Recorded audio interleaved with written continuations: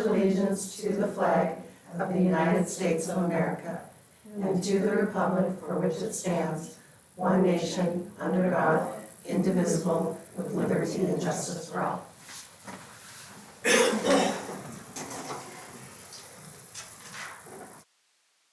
Thank you all for being here.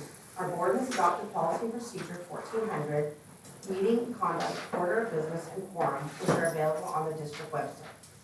This policy ensures that all meetings are conducted in a civil, orderly, and businesslike manner. Whether you're a board member, staff, student, or guest, you all follow the same standards of civility during these meetings. Starting July 1st, 2024, all regular board meetings are audio and video recorded and available on the district website in compliance with RCW 4230-7. These recordings, which include board comments and public testimony, will be kept for at least 1 year. Public comment is required at regular meetings when final action, as defined by RCW 4230-20, is taken. We value public participation, and each regular board meeting includes a public comment period as required by the Open Public Meeting Act. Comments can be made verbally or in writing. Written comments must be submitted at least 24 hours before the meeting and must follow the board's standards of civility. Public comment is limited to 30 minutes, with each speaker allotted 3 minutes. You cannot donate time to other speakers or speak more than once per meeting, even if time remains.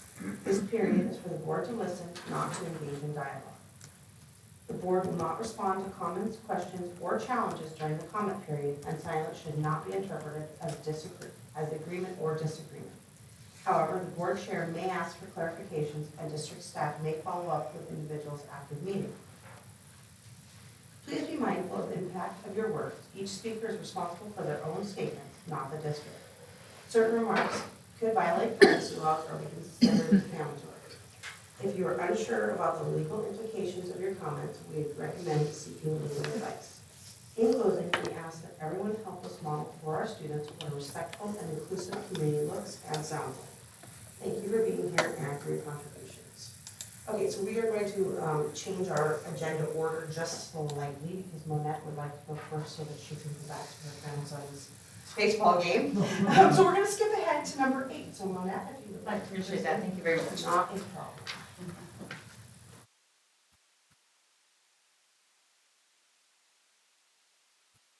Okay, so community ed this year was not as busy as the past years, but one of our favorite classes is our creative singing and drama by Gretchen Hewitt, and it's very well attended by students. They love the class. She's an actual gift to the area. She comes with, her credentials are way out there. She can do plays, she can do music, she can play instruments, she can do choreography, and we found that through her skills that we actually have some students who are very talented that we weren't aware of. And so it's really great, and now I see them doing other theater acts that are community ed sponsored, so that's really cool because they don't have to go downriver. Right.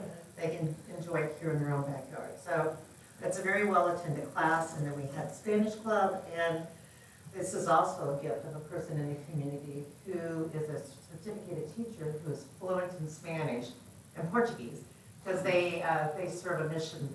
They travel, down to South America, Central America, I should know better. But they serve on a mission where they speak the language, and she teaches those to little children in that community. And so when she's down there, they may be able to speak the language, but she's teaching them how to write in the language. So when she comes back, and I've seen her teach, and so I'm like, yes. She does a very good job. She has her own curriculum that she pays for, and she has books for them to read, and so it truly is it's a gift. And so she had that session, and that session she focused on children who already spoke Spanish and their families to help them learn how to write in Spanish. So parents were also welcome to come and join their children and help them. So that was a really cool thing. And then in winter, creating singing drama again. And this time they performed at the theater in town. It was a bunch of little girls, my grandson George, who's going to be watching. And they were part of a bigger production, costumes, props. It was wonderful and well attended by the community. And then yearbook, the kiddos put together, they take our photos, they help lay out. which is really a cool process. We actually, through the PTO, purchased a brand new camera for them this year, so we can take better photographs. And they learn Is that Elementary. Is that new this year, that the elementary? No, they've always participated, but Okay. this year we took, the PTO took the proceeds they did for the yearbook last year and put it forward, and we were able to purchase a camera. There wasn't enough, I mean, we chipped in. Right. But the camera, it's about $1,000 for the purchase, because it comes, and then you gotta get a memory card. And then you gotta go buy a charge thing, and then none of that all comes together. And so the yearbook is getting ready to be published. But it's nice that the kids have responsibilities, and they sign up when we have assemblies, and I'm gonna take pictures of this grade, this grade, this grade. And so it's just kinda nice that it's maybe just not one person and you see a bunch of random photos of maybe their children. It's spread out. So, and then they make covers and we vote on it as a school, and the kids get to vote, and then those kids, we do a front and back cover. So we have student artwork. It was a 6th grader and a 2nd grader, actually, Wow. who their artwork will be on the front and back of the yearbook. So that's really cool. So it's very personal to our school. It's not some stock photo. And then spring, Spanish Club is going again, and this time she is teaching non-Spanish speakers to speak Spanish. Now, the kiddos that were involved in the previous class were welcome to go again. We wanted to include those children and those families because we felt that connection had been made. And some of our families who are Spanish speaking don't always feel a connection to the district. And so this way they have a connection. They feel like they have a voice and stuff. And she's very good at translating stuff, because that's been my goal with PTO, is that we put things in both language so families can participate and have a voice in what's going on in the school district. And so, and they think of moving forward through Lisa Finley's help, we found that we own sewing machines. They run the library. When I was cleaning the library, and I always think, oh, we got all these sewing machines. They're new and they're in boxes. Where did they come from? And so she was able to go back through POs or invoices or whatever. She goes, well, those are yours. Community yet. And so Natasha Rhodes, who is very gifted in sewing and works, she's a Girl Scout leader, so she works well with children, and also a sub for the district. And so she's willing to do a sewing class. So Great. and since I think we only own 3 or 4 machines, but we said we could at least do 8 kiddos, where maybe one's pattern making and one maybe sewing, but they're, you know what I mean? So that'll be a new thing we're looking forward to going in and getting fabric and stuff. So I'm open to any ideas. If you know people, it's really kind of hard to pull people who aren't here already, because they have to go get fingerprinted. They may have to take a safe school class. They may have to take, if there's a physical activity, concussion protocol. So it's easier to pull from people who already, have some of those skills already, or to hire people. Lisa knows she used to do the job. It's like, I'll hire you, but you gotta do that. So, any questions?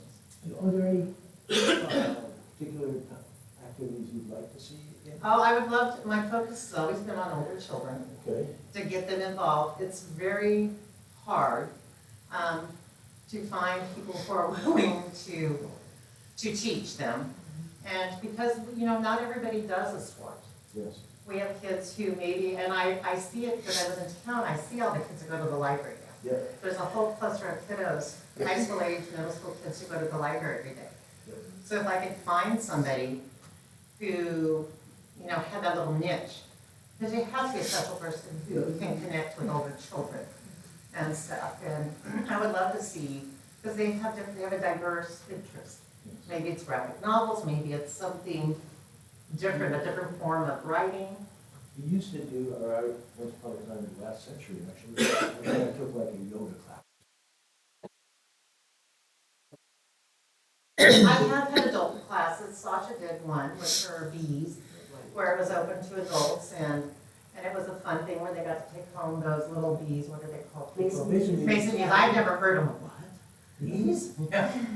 And stuff, and that was a well-attended event, and children could go, but they had to be there with an adult, because it was adult-centered and stuff. It's just another thing of having people who are willing to maybe work with adults, and it's not that people aren't busy.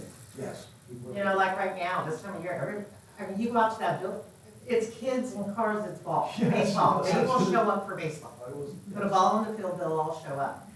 And so, I mean, it really is, it's The very. Boys and Girls Club, it's really active Yeah, too. and so to find, and we do work really well with Boys and Girls Club. Yeah. We sign them into our program, and then we make sure that they're picked up, or we drop them off and sign them off. Yeah. So there's always somebody with those kiddos, and Marla does a good job. I always notify her, and she has snack ready, but they have to go sign out the snack, you can't just go take Yeah. it. And so we try to collaborate and work with other groups and stuff, but, yes. And with it's those of always you talking, high like school. farm to school and a canning class, see? like- I have talked to I know, I've been I- talking to farm to school, Canning but they're club. waiting with the federal cuts. A lot of United General programs that are funded, mostly federal dollars, grant dollars, they don't know what's happening right now, and which I understand. Yeah. But I have talked to farm to school That's great. about some very, and I've talked to Ms. Toby, because another thing that is my own personal passion is food security, and our children being able, we have a lot of kids that feed themselves. They just do. And so teaching those kiddos, how can you make a safe meal that provides you with protein, and so teaching them how to make that meal and then providing them with those simple things.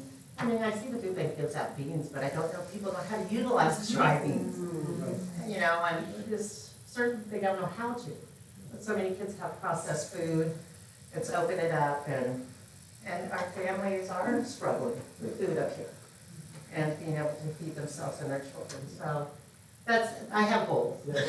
Just can't always get them done, but I'm more than willing for any input anybody else to give me and stuff. And so I think we'll probably be partnering with that whole new archery thing that's coming in, because I don't know if Carrie's aware, there's a full archery, and there's grants, and CASA's gonna be teaching PE, and it'll be an after-school program. approved yet, so. Oh, it's sorry. still in the talking stage. Sorry, but there'll be a club maybe coming to this community outside of school.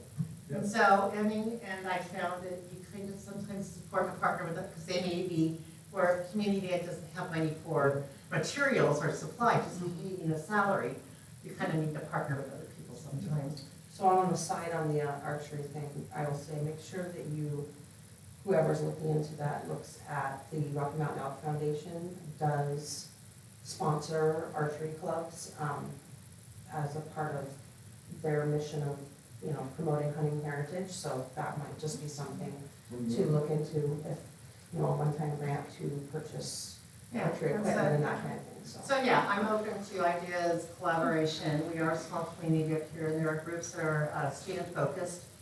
You know, CAU, CYSA, we try to collaborate with them, PTO, we all try to work hand in hand. We have our students' best interests, so. Very cool. But if you know something, please, please Well, tell me. I am I was open to any wondering- suggestion. We are not gonna make like a public notice saying if you're interested in doing it. That feels a little odd to say, hey, who has something they want It's to teach usually our word kids? of mouth, that you Okay. hear that somebody has a skill or an interest, and that they then can afford to go pay to get their fingerprints done. Yes. Because you have to go to Cordis, I mean, it's a whole process, Yes. they have to come and see Shirley, payroll, and all that kind of stuff. Paperwork gets sent over, and so, yeah. Okay, great. All right, You're welcome. That's great. Thank This is you. great. Thank you. Have a good evening, folks. You too. Okay, this is beautiful. All right, so back to number 2 now. We need approval of the regular school board meeting minutes for Thursday, March 27th, 2025. Do I have a motion for that? I'll move to approve the regular school board Meeting minutes for Tuesday, March 27th, 2025. Okay, all in favor, say aye. All opposed? Do you have any public comment? No. Correct. Okay, consent agenda. Do I have a motion for approval of the consent agenda? I'll move that we approve. the consent agenda. Okay, all in favor, say aye. All opposed? Consent agenda is approved. Okay, Lisa.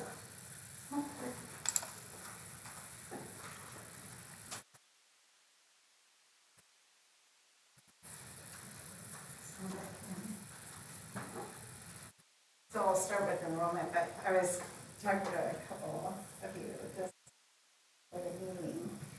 And as we know, enrollment's down a little bit, but, you know, I'm trying to focus on the overall factor here. And so with that being said, and then we did get 3 more, just this week, we got 3 new students at the elementary. So I ran a preliminary enrollment before I came in, it was at 451, but this is obviously from last month, so that's not going to be.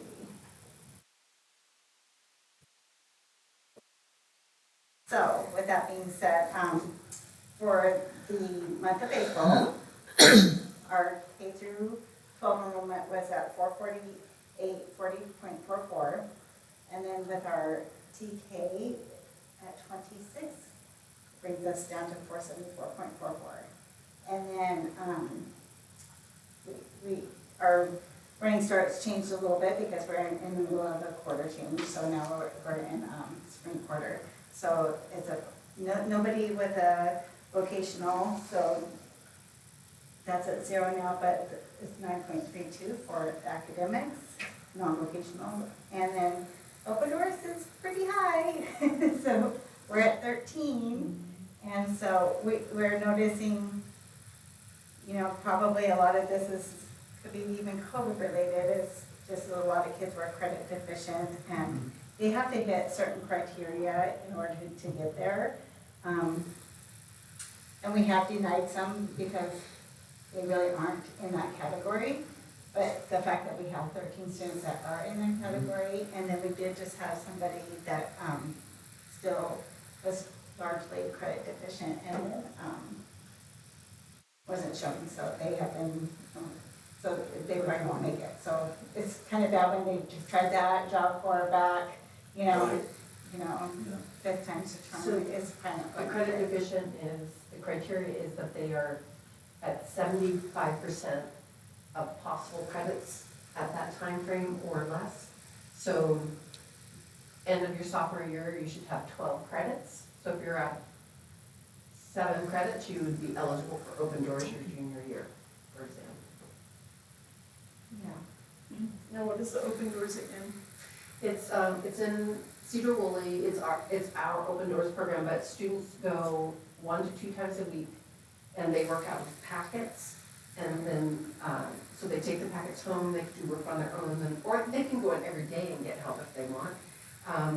But students that are very motivated, we've had a couple, you could Go really go fast. through that work if you're motivated to do so.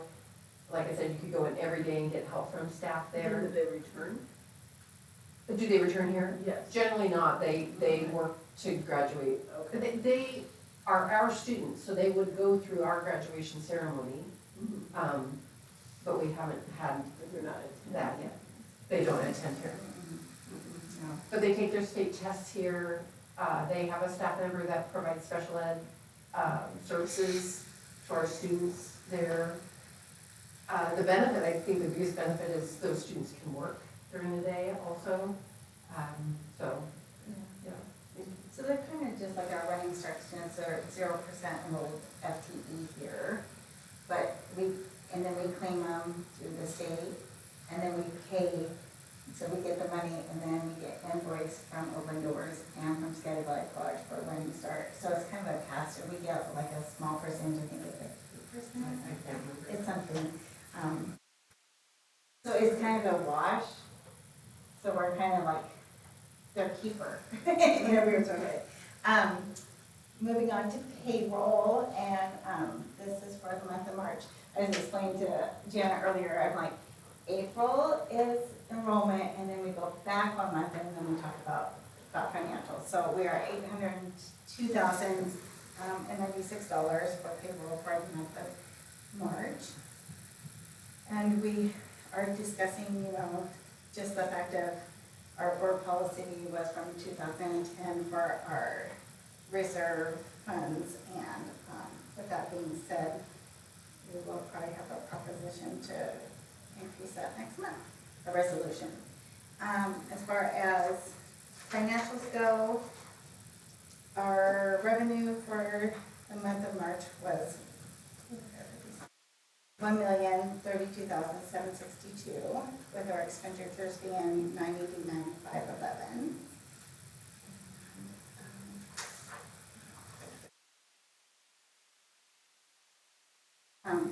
And then this just breaks down how we get that.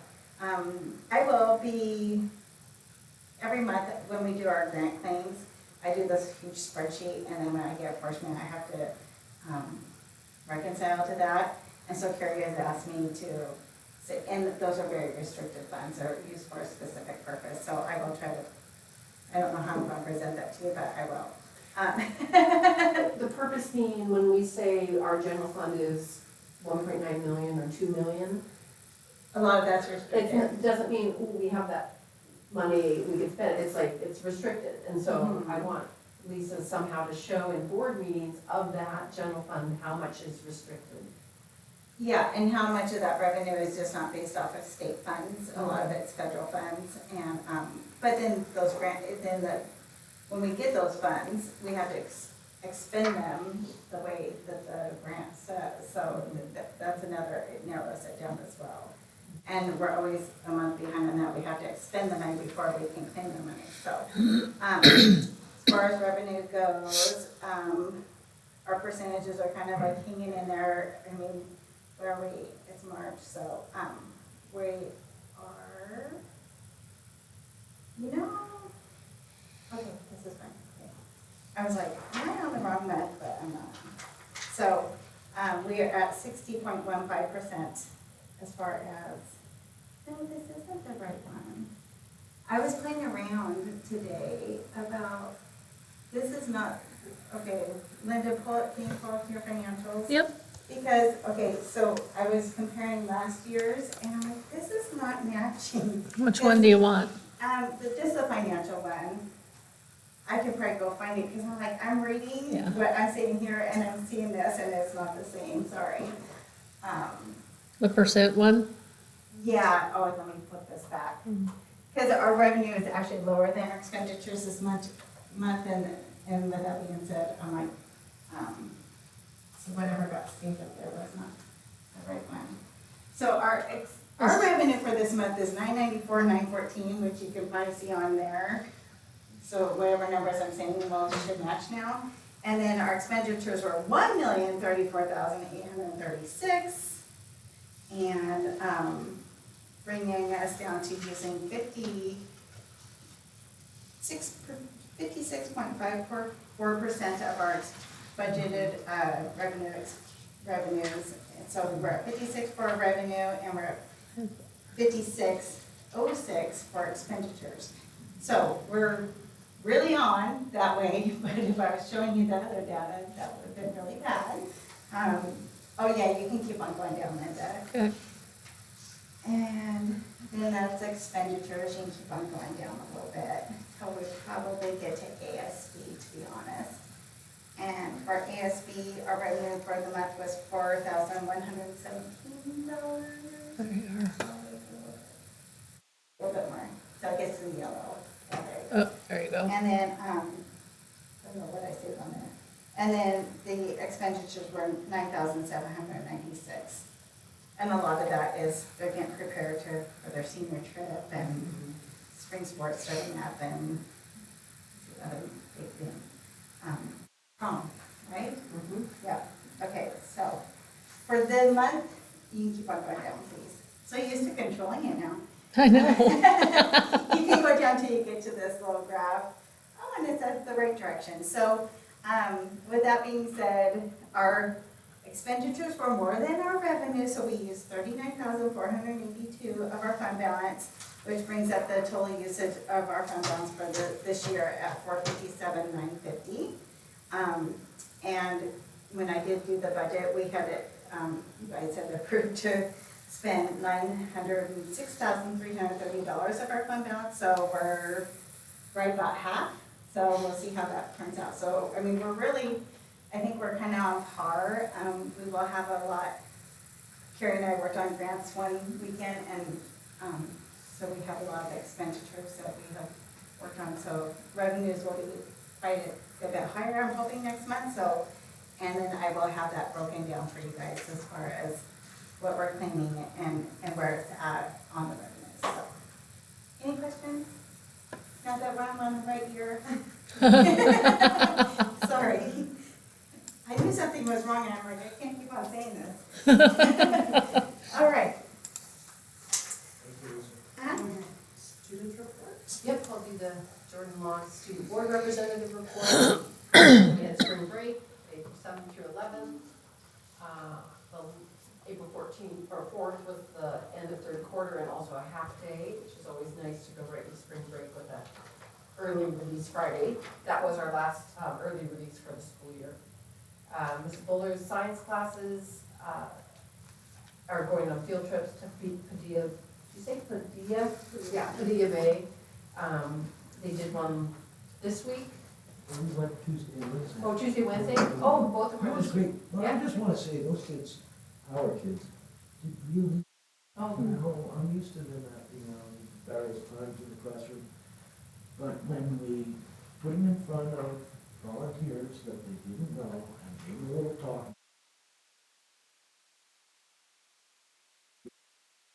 standing out for concrete and what we think is gonna,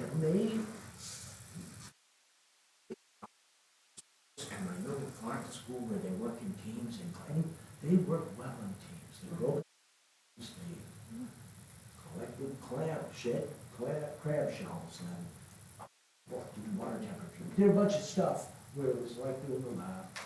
They seemed to really have a good time. Then and when they touched the starfish and the anemones and the it was great. They did great. They all behaved. Even the ones that I know can sometimes get off track.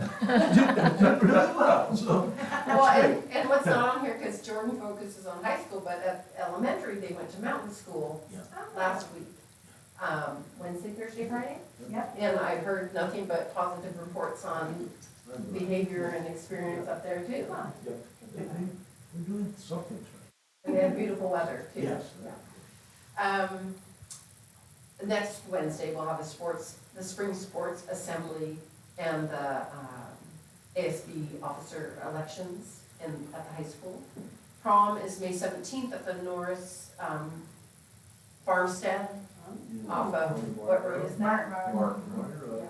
And what we're going to do is we're going to have a bus leave from here, so if parents want to drop their student off here, we will bus them out there and then bus them back. We know other people will want to just drive straight there, but we are offering transportation nice. from the school. So she says softball and baseball have had a rough season. The softball and baseball have had to forfeit one game each, and only softball has had one win this season, except baseball won on Saturday. So, track has increased numbers on those who joined, and their wins are also increasing through meets. That's great. Okay, libraries. Okay, so people are wondering what's going on with our libraries, because the elementary library looks pretty bare, I'll put it that way. So the high school last summer, we cleared out the entire high school collection through a process of surplusing, giving away books to our students, and then finally, Nathaniel Martin rented a U-Haul, packaged up, I shouldn't get the count, I don't know. Oh, he has pictures he's going to share. It's very cool, hundreds of books, because he follows this guy on YouTube, this tech guy who collects books and then ships them to Kenya. And so because we had already surplused the books, Nathaniel on his own time drove these books down to southern Utah to this guy, who then gets them on this cargo container, ships it to Kenya, and so now Nathaniel has a video of concrete high school books on a library shelf in a new library in Kenya. Isn't that And cool? you can always tell because they had that tape and that little, like, number, the code thing. Yeah. It's like, So that's the high school, and the reason we cleared out the entire high school collection is we were working with Upper Skagit librarian, Erica Brown, their director. You know, there's criteria for what you keep in school libraries based on how old the book is, do people read that book, all those things. And basically the high school collection hadn't been updated in decades. And she's like, it's not even worth going through this, like they're just so old. And so the intent is to purchase what's called a browsing collection. So those books that students are actually reading now that they can see in the circulation numbers so that students are drawn in and want to pick. Well, over spring break, we were gonna replace the carpet in the library, which is what I'm waiting on, because I don't wanna put a lot of other effort into there if we have to just move everything out. But we couldn't,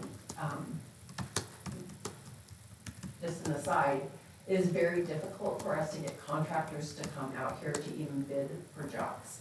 So we pretty much have one contractor on the small works roster that is even willing to come out and bid for jobs. And so they came out, but we weren't able to get the quote back in time, and they didn't have time to do it over spring break. So in the summer, I hope as we replace the carpet, we get our browsing collection, get some student seating, and then we'll have a high school library. That's the high school. Elementary. So elementary, we thought we were doing pretty well. No problem with it. We'll integrate our collection into the Skagit Library online database. And it turns out that how our books were entered into our collection online wouldn't convert. And so it started with, oh, we're gonna have to re-enter all of our 10,000 books. And then we realized that the elementary collection had to be weeded out, also based on all these criteria. So I'm exaggerating, but the general number I've been given is of the 10,000 books of the elementary library, 9,000 have been weeded out. And that's based on either inappropriate content for elementary age, like horror or other things, unused or out of print or old like science textbooks where, you know, the theories are all changed now. So we have about 1,000 left. The intent is to also buy books for the library. PTO is doing a huge amount of work for the elementary library. They're going to repaint it this summer, do artwork, things like that. So at the job fair last week, John Boggs and I were talking, and he mentioned that the American Legion had some grant money and their focus is on literacy. And so I was like, oh, do you know we're doing this with the libraries? And so he says, get an application in. So I did that night, and then the next day his board, the American Legion board, voted to donate $2,000 for books for our elementary library. Now, I think that's a lot of money, thinking of novels, like $5 novels, but library books are hardbound. And so they're and they come already with our UPC codes. We have a catalog, we have a reserved range in the online catalog. So when our library books get put in, they are ours. No one else can check out ours, but we can check out anybody's in the Skagit Library Consortium. So anyway, when those books are shipped to us, they're already hardbound with our UPC, with concrete elementary or whatever in them, and so they are more expensive. So there's the update. That's great.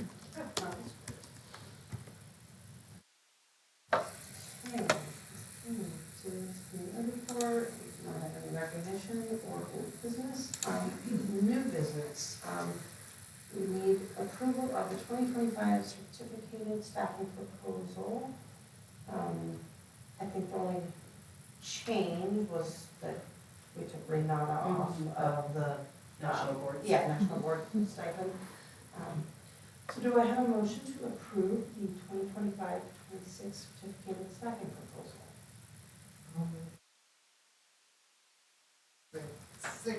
Certificated staffing proposal. Okay, all in favor say aye. All right. All opposed? Motion carries. And then we also need approval of the 2025-26 supplemental certified other assignments list. So this is just, Like FBLA. Yes. The advisors. advisors, thank you, that's the word I was looking for. I will move that we approve the supplemental / other assignments. Okay, all in favor say aye. All right. All opposed? Motion carries. And now, because of that $2,000 donation, we need to approve accepting that donation from the American Legion for the $2,000 for library books. Do I have a motion for that? I'll move.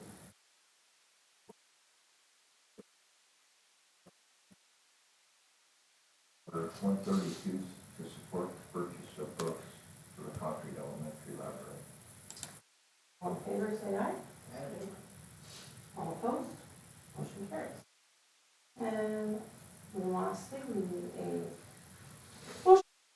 Resolution to invest 1504 and 1505.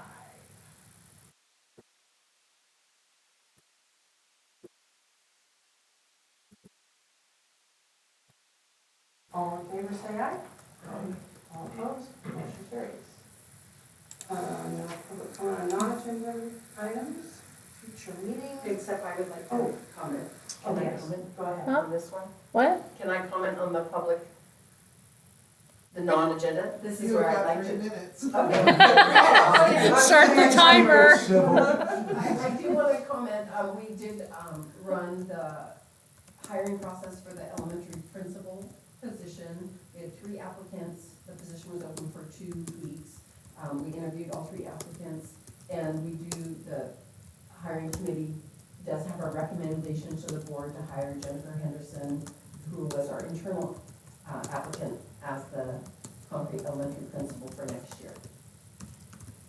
So, we have a couple things I would ask the board. If the board would like to wait until the May board meeting for this to be in the board packet, so the public is informed, before approval, we can do that. Or a board member can make a motion to amend the agenda to have this as an action item for approval tonight. Regardless, the hiring process is done, like the position has been closed, and we have, just like we do any other position, we have offered Jennifer the position pending board approval.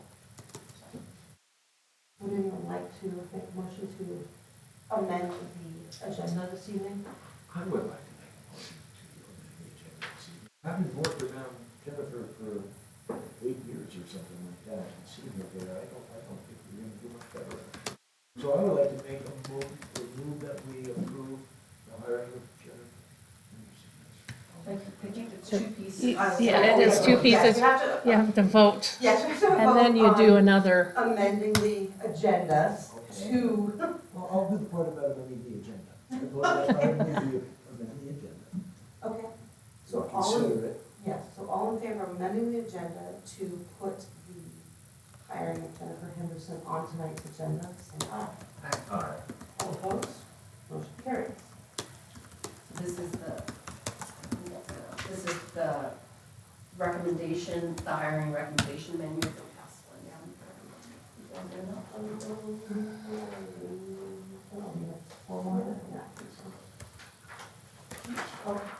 No. There we go, okay. If you want to take a moment.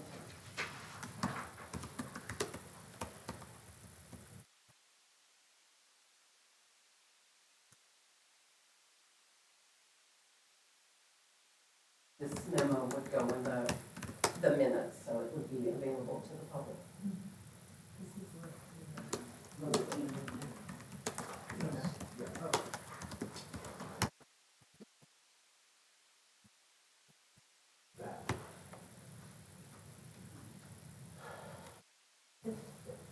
I got some of the, projects that were out. Did you want to talk about that?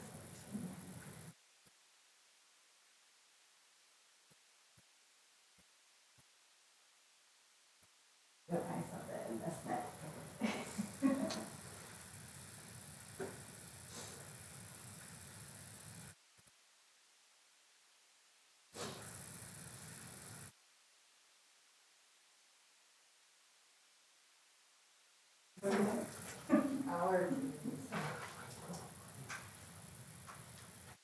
I would just like to say that I think, I'm glad that we had external candidates and that we interviewed all 3 candidates, but I really like that we are especially proceeding with an internal candidate, just because I think this person obviously knows the district, knows our kids. She knows what she's getting herself into. She's got to trust the kids and parents. You would do it.